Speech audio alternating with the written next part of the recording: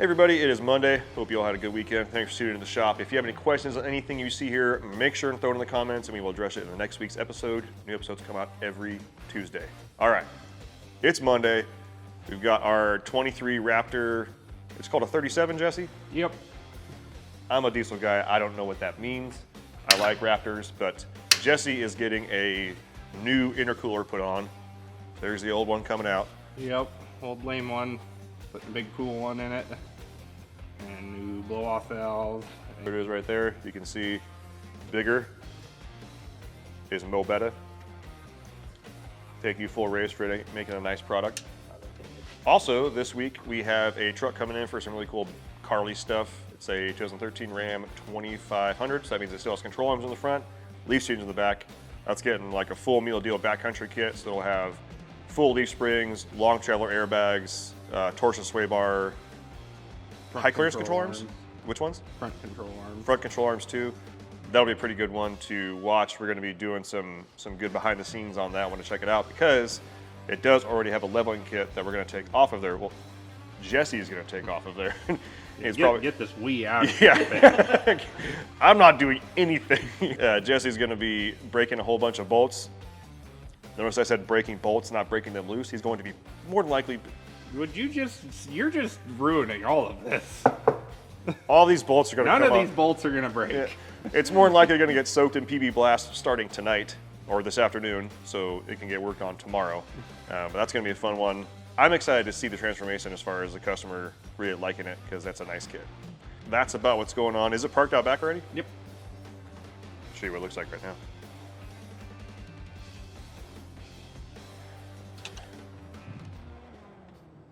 Oh, that's a good looking truck. Yeah, I'll be honest, guys, that's a good looking truck. I actually did not expect it to look like that. Yeah. I don't know what I expected. Nice. No. Nice truck. I like it. It's a good looking truck. For a 13?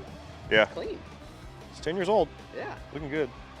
Also, we had our Winter gave us her last bit of effort yesterday. Yeah, what the hell was that?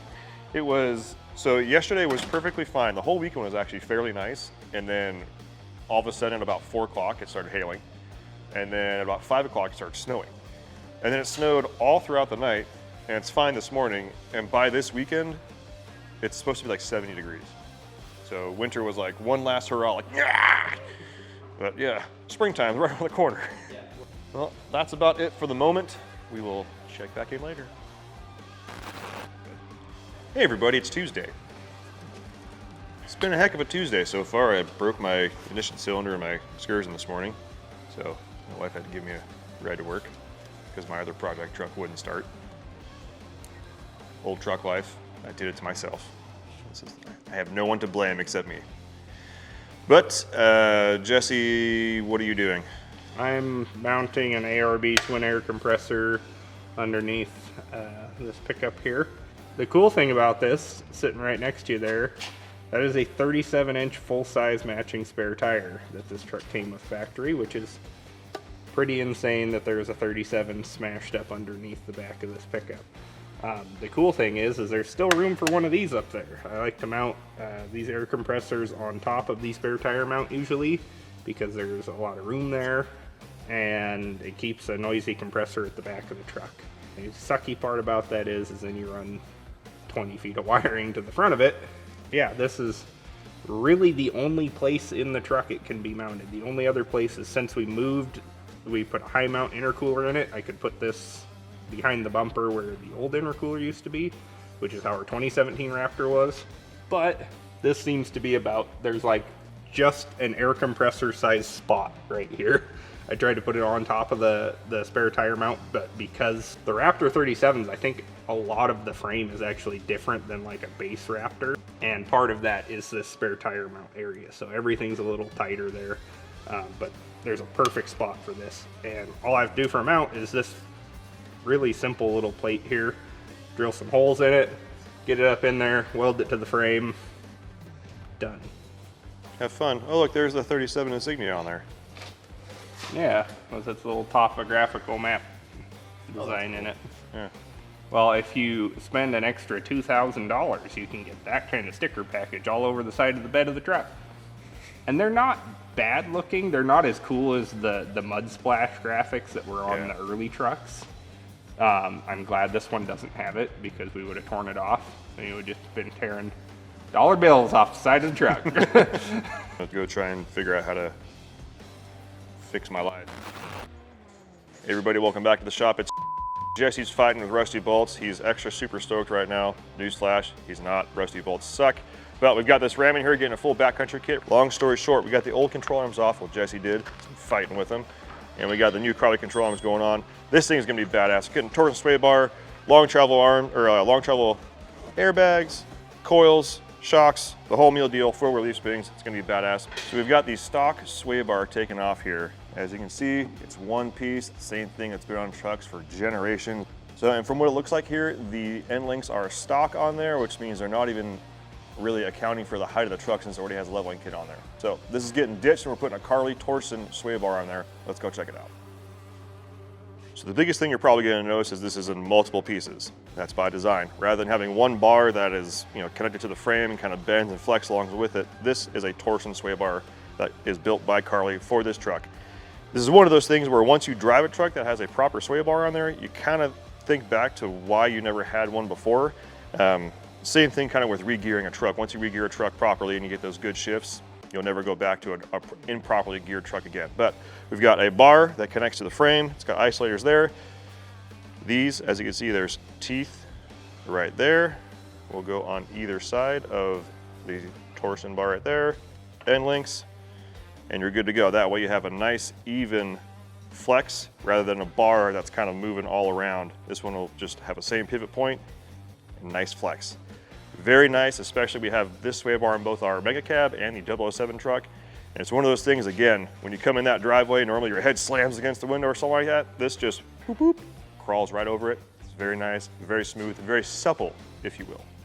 One of the other cool things about this backcountry kit is the customer elected to go with full rear leaf springs. As you can tell, we have the long travel airbags replacing this because the leaf springs he's getting are going to be able to droop lower than the factory ones, which is going to give it a nice supple ride, but also give it that proper wheel travel. So, stock leaf springs going away, aftermarket airbags going away, these tiny little boy shocks going away, and the spring is going to be replaced with these right here from Carli. Custom made by Deaver for Carli, and they're going to give it a much nicer ride. You can tell there's a lot more leaves on here. They just happen to be thinner, which gives it a much better ride since you have a lot of different leaves engaging and disengaging as the axle travels, rather than just 2 or 3 super thick ones like stock. So this is going to work on getting those springs out and the airbags out, and then these Deaver springs from Carli are going to go in, as well as the Carli long travel airbags to account for, again, more droop out of the truck. Hey everybody, it is Thursday, Friday Eve. Big things, I got my pink coffee cup, my favorite blue flannel. It's gonna be a good day. Weather's looking okay. Jesse has been railing on this. It's getting a backcountry kit, long travel leaf springs, long travel airbags, torsion sway bar, all the goodies. But it's actually a really nice truck. The customer has like custom seats on the inside and it's very nice. And I said nice like 500 times. It's a very nice truck. So on the back of the truck here, Jesse's already gotten the stock leaf springs out of there. Like we talked about yesterday, the Deaver leaf springs are in there now, which will give us a much better ride, more droop, all that kind of good stuff. And we've got the Fox 2.0 shocks tucked right back in there. I'm assuming a little bit later today, the Carli long travel airbags will make their way in there in place of the stock airbags that were in there to account again for the longer travel that these springs will allow the truck to have. So again, very nice product, very good install. And we're going to talk about the springs and the spacers that were on this truck. So this truck originally had the stock springs with this spacer on here, which was giving it its level or the lift in the front. Well, we've taken these out and now they have Carli coils in there, which are going to give you that same amount of lift, but a much better ride because they're getting a better spring and also getting rid of the spacer in there, so now you have more travel to work with. It's one of those extra things that makes a Carli kit very nice. We're also getting rid of these fairly basic Bilstein 5100s. Nothing inherently wrong with these. I've ran these on other vehicles as well, but there are better options out there. So they have these Fox 2.0 with reservoirs in there. It's an IFP shock. Got the reservoir floating right there, but we'll go ahead and get that mounted, or Jesse will get that mounted. As you can see, we've got the control arms installed. You can try and get some light if you need some. There we go. There's the springs, there's the shocks, and we've got the sway bar mounted up there, and of course the super sweet Carli control arms with the notch built in for larger tires. Everything's looking good. This truck should ride really well once we're done. And shout out to Jesse for making this happen, because a lot of those bolts were very happy where they were. We don't have Jesse mic'd up right now because he probably would it'd just be one continuous bleep. But this is how the install, sometimes things just don't want to move. So yeah, there's Jesse, we love him. Love you, Jesse. That's about right. All right, there's your Thursday. Well, everybody, it's Friday. And those of you who don't know, we have a podcast here. It's called America's Diesel Podcast, and me and Tyler are on there. And we do ask people that are, you can go on, bring it in, that listen to the podcast, that they place orders with us, to let us know that they listen to the podcast. Because it's good to track, you know? Metrics are good. Money makes the world go round. And the thing is, usually when I say it on the podcast, I'm like, make sure to write podcast in the notes. Receive absolutely nothing monetarily. So someone listens to the podcast, they left a note on this order, and it says, tell Ben I want my bag of absolutely nothing for listening to the podcast. Say no more, fam. We've got in possibly the crappiest bag known to man from a convenience store. Like, this bag will last you from like the store to your car, and that's it. Not even car into your house. I printed out some packing material. It's a piece of paper. It says absolutely nothing a couple hundred times in very small letters. Thanks for your order and for listening. We got about 3 of those that I'm going to crinkle up and try and fit in there. We've also got an open bag of Oreo minis in case you're hungry. Some floss to clean out your teeth. Empty. An awkwardly striped rock. I don't know. That was from Tyler. He put that in the bag. And a Post-it note that says injector spacer 5 in, 6 out with some black ink and some hair stuck to it. So that's going in the box, plus a couple extra stickers. Hey, but congratulations. You received absolutely nothing. Thanks for listening. Hey everybody, it's Friday. Jesse's got the Raptor in here again for something that I don't know. Jesse, what are you doing? Wiring the compressor that we saw earlier this week, which has been mounted up underneath the spare tire. We also have to, when we're wrong, we know it, because luckily the internet never forgets, and there's a lot of other people out there smarter than us. Yeah, this is a Pro R. We called it a R1000, I think, or something different when we posted that short little video about it. That's our fault. We're diesel guys. I get it. It's mostly my fault. But yeah, it's a Pro R. It's a 2-liter naturally aspirated 4-cylinder engine in there. So if you want to attach a number, I guess it would be 2000, but they don't even do that. So I learned something, and thank you to whoever commented. I already commented back to you, but I can't remember your name, but appreciate it. And yes, we will stick to diesel things, because anyways, yeah, so Jesse's wiring. We got this. The ram that we did the backcountry kit on, I believe is that done and gone, or is it sold alignment? Done and gone. Worked out great. Guys, super stoked. Other than that, yeah, that's our, I hope you guys like that segment about podcast listeners. Okay guys, so if you want some of the real deal content, we were out here shooting for some redhead stuff, and I was telling the guy behind the phone here, the camera, I was like, hey, let's go check out our LB7 that we're gonna be doing a build on. And we came out here to look for it, and I can't find it. I can't find the truck. We walked the whole area, and I haven't seen it. No one else has mentioned it. This is very interesting. Who knows? We may have had a truck stolen. I don't know. So, yeah, keep track of your truck. Stay tuned on the next episode of The Shop. Dude, where's my truck?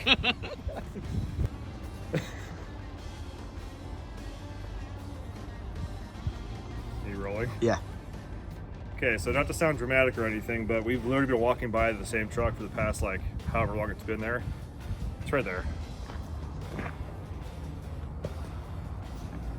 I legit thought it got stolen or we lost it, but we didn't. It's right there, so we're good. All All right, so this thing's been parked over here for I don't know how long because I thought it was parked way over there in our gravel lot. It's here. So that news to us as of yesterday. Let's go check it out. Don't die. Missing the badge on the front. Yeah. So behold our 2001 LB7. It's we leave the hood popped because I don't even know how to get into this thing. Don't speak Duramax. She's a little old and rusty crusty. Looks like the battery's at least hooked up. I'm pretty sure it's not locked, so let's go check it out. As I mentioned before, this thing is it's dirty. She's a dirty girl. Come on, Zach. Let's see. Oh, that doesn't work. Yeah. This thing is so dirty. Have a look. Oh man. Oh, it's got a double din. Yeah. That looks like it's been punched a couple times. Yeah, so build date on this thing is March of '01, so this is a fairly Wow. early LBZ. I'm sorry, LB7. It's got back doors, which is nice. Oh, it's got the third door. Is it on both sides? Yeah. This is, I'm pretty sure it's the same exact truck my dad had when I was growing up. Yep. Cloth interior. I don't know how to get that down. I like the cloth. I don't mind it. Yeah, I believe they go up and down. So, yeah. Oh, there you go. There you go. Yeah, quality. And I don't think the battery is gonna. No, No juice? no juice. So I can't tell you exactly how many miles are on there, but I'm pretty sure it's over 400. But yeah, we'll give you the full story on this some other time. I mean, there's all kinds of stuff in here. It almost just broke off. We've got some tire stuff, some things from the stereo, a couple of plastic pieces. I don't know why we even bought this, to be honest, but we have it. Hey, it's got cup holders. It's got cup holders. We've got a cap to something. I'm pretty sure there's probably bullets in here somewhere because you got extra pieces hanging around. Oh, yum. Dude, is that teeth? What is that? Those aren't teeth. Those are peanuts. Oh, okay. Do not eat.